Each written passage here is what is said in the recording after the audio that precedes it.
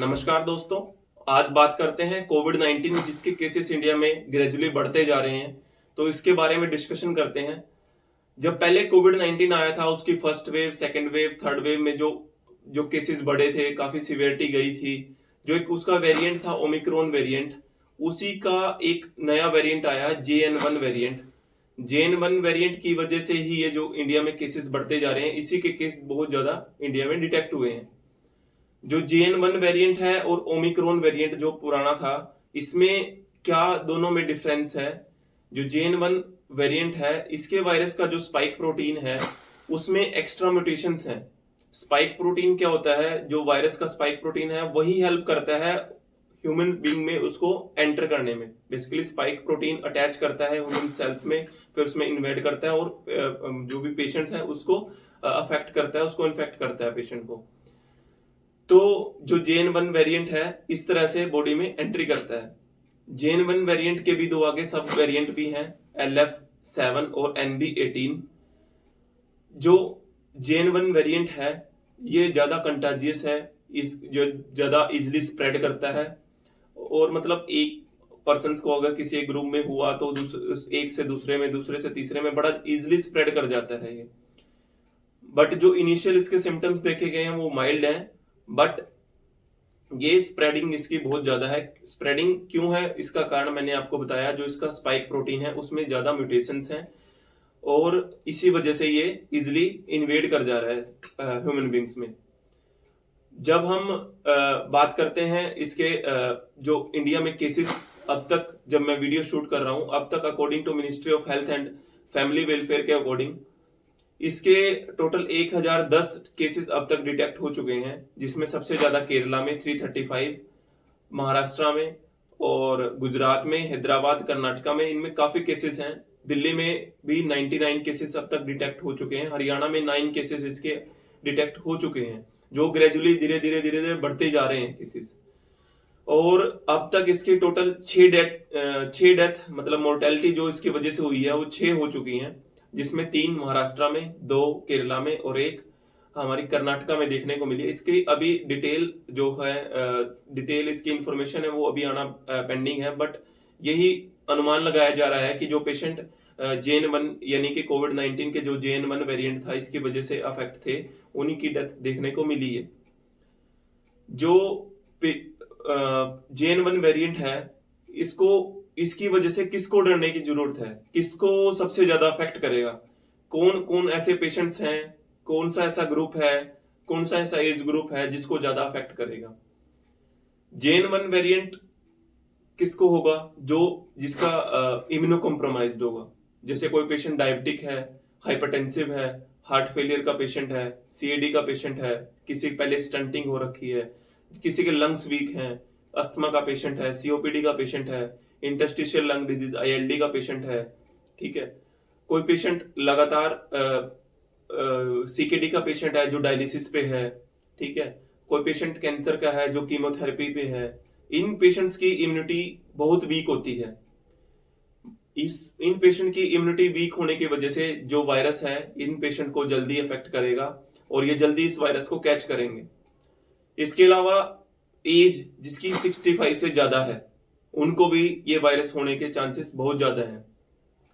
और जिस पेशेंट का पहले कोविड, जो पहले 3 वेव आई थी, first wave, second wave, third wave, ठीक है, उसमें जिसको कोविड नहीं हुआ था, ठीक है, वो और जिन्होंने कोविड वैक्सीन नहीं लगवाई थी, ठीक है, तो उनको भी बड़े ज्यादा चांसेस है ये कोविड का जो नया वेरिएंट आया है JN1 वेरिएंट, उनको ज्यादा अफेक्ट कर सकता है। क्योंकि जिनको पहले कोविड हुआ था, चाहे वो फर्स्ट वेव में हुआ हो, सेकंड में या थर्ड वेव जाने के बाद भी कुछ केसेस डिटेक्ट हुए थे जिनको हुआ था। तो जब हमारे शरीर में पहले अफेक्ट किया था इसने, तो उसमें क्या होता है कि हमारे शरीर में एंटीबॉडीज बन जाती है। हमारे जो ब्लड सर्कुलेशन है उसमें एंटीबॉडीज होते हैं। जब एंटीबॉडीज होते हैं तो जो नया वेरिएंट है उसको रोकने में वो हेल्प करते हैं, ठीक है। और जो इसके सिम्टम्स देखे गए हैं, सिम्टम्स इसमें यूजुअली जैसे फ्लू जैसे सिम्टम्स हैं, जो पहले कोविड ओमिक्रॉन वेरिएंट के सिम्टम्स थे, सेम एज इट इज, मोर और लाइक सेम ही है।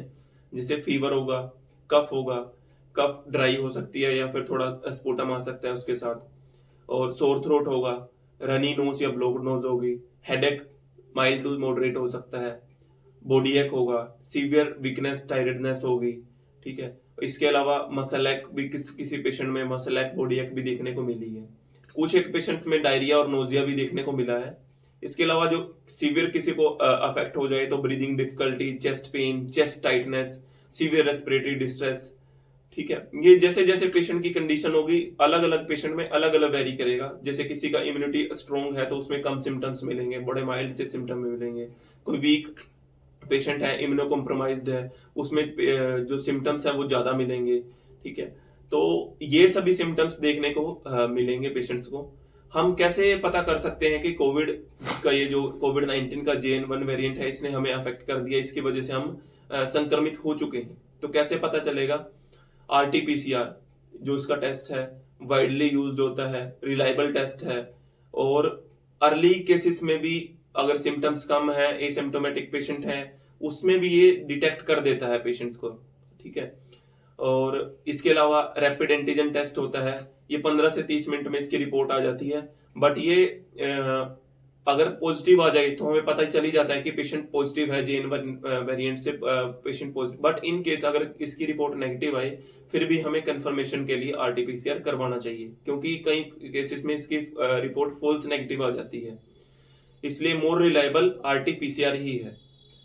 अब हम इसके ट्रीटमेंट की बात करें तो ट्रीटमेंट में जैसे अगर माइल्ड है तो माइल्ड से सिम्टम है, जैसे फीवर है, माइल्ड फीवर है, रनी नोज है, या फिर सोर थ्रोट है, माइल्ड हेडेक है, तो कोशिश करनी चाहिए कि माइल्ड सिम्टम्स को हमें सिम्टोमेटिक ट्रीटमेंट के अकॉर्डिंग घर पे ही इसको हम मैनेज करें। हो सकता है अगर माइल्ड सिम्टम्स हो, पेशेंट अगर स्ट्रोंग है, वीक इम्यूनिटी स्ट्रोंग है, तो पेशेंट रिकवर कर जाएगा।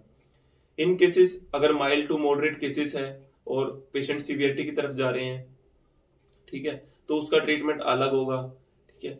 कुछ ट्रीटमेंट जो हम कर सकते हैं घर पे, जैसे फ्लूइड इनटेक ज्यादा करके, रेस्ट करके, इससे क्या होगा कि जो फीवर की वजह से, वीकनेस की वजह से डिहाइड्रेशन हुई थी, उसको हम फ्लूइड इनटेक ज्यादा करके उसको ओवरकम कर सकते हैं। जितना ज्यादा रेस्ट करेंगे बॉडी उतना ही जो इन्फेक्शन आया था हमारे शरीर में, जो वायरस था, उसके उसके उसके अगेंस्ट हमारी बॉडी फाइट करेगी।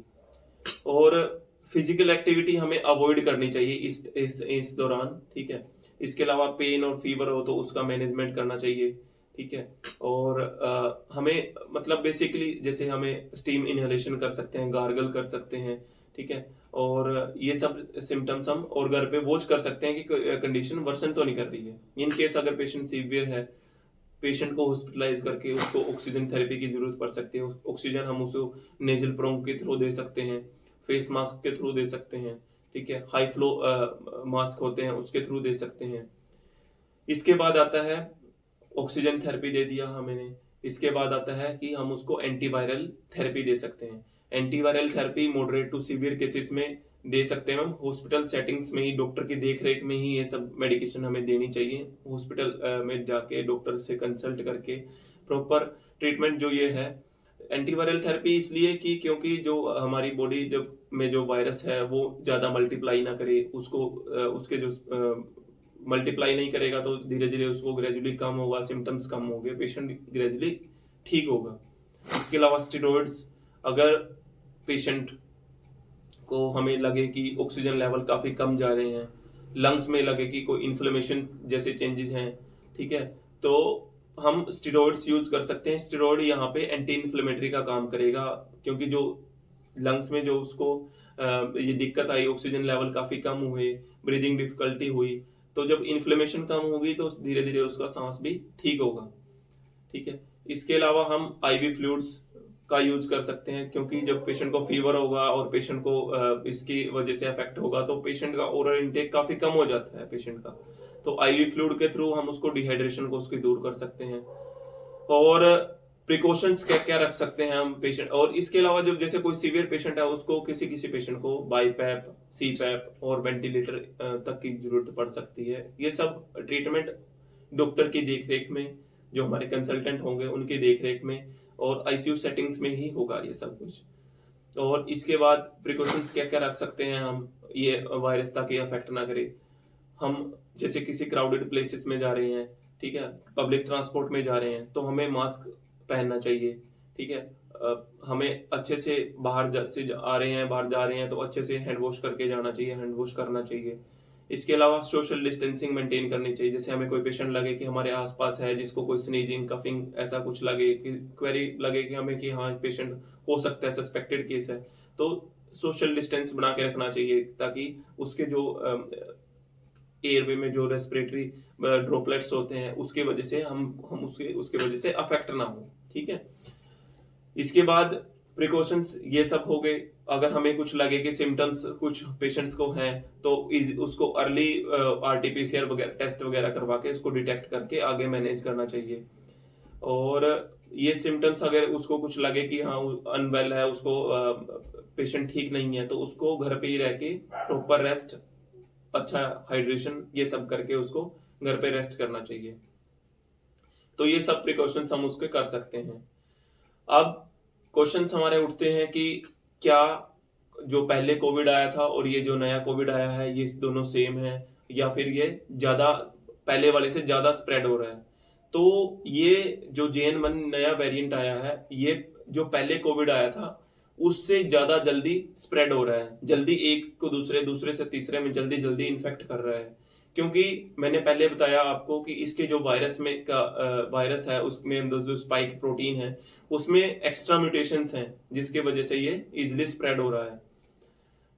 एक क्वेश्चन ये कुछ क्वेश्चन पेशेंट्स के हो सकते हैं कि हमने पहले कोविड वैक्सीन लगवाई थी, तो क्या ये पेशेंट को दोबारा हो सकता है? तो इसका आंसर भी हाँ है।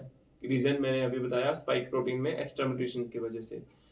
और क्या बोलते हैं अब आगे, जैसे पेशेंट्स में क्या क्या इसमें जो है, जो कोमोर्बिडिटी है, और जैसे डायबिटिक हाइपरटेंसिव में जो मैं आपको पहले बता चुका हूं, तो इन पेशेंट्स को ज्यादा प्रोन है, इन पेशेंट्स को ज्यादा ये अफेक्ट कर सकता है। तो बेसिकली इसके जो केसेस हैं इंडिया में वो बढ़ते तो जा रहे हैं, बट जो अभी देखने को मिला है ऑलमोस्ट सभी केसेस में माइल्ड ही केसेस आ रहे हैं, जिसमें फीवर, रनी नोज, फ्लू जैसे सिम्टम्स आ रहे हैं जिसमें। ठीक है, पर फिर भी हमें इसको डिटेक्ट करने के लिए अर्ली, हमें अगर ऐसे कुछ सिम्टम्स लगे तो हमें अपने टेस्ट RT-PCR या हमें पास के नजदीकी हॉस्पिटल में जाके हमें अपना प्रॉपर ट्रीटमेंट लेना चाहिए, प्रॉपर जांचें करवानी चाहिए, और डॉक्टर की देखरेख में हमें पूरा इसका ट्रीटमेंट लेना चाहिए। क्योंकि अगर अर्ली के एज स्टेजेस में ये डिटेक्ट हुआ तो इसका ट्रीटमेंट अच्छे से हो जाएगा और पेशेंट को कोई दिक्कत नहीं आएगी। ठीक है, तो ये एक समराइज वीडियो, क्या कोविड क्यों हुआ, कैसे इसका नया वेरिएंट था, क्या उसके सब वेरिएंट थे, तो एक सब इसके बारे में मैंने आपको डिटेल एक वीडियो बनाई है। अगर आपको ये अच्छी लगी तो आप प्लीज मेरे चैनल को सब्सक्राइब करें और वीडियो को ज्यादा से ज्यादा शेयर करें। Thank you so much.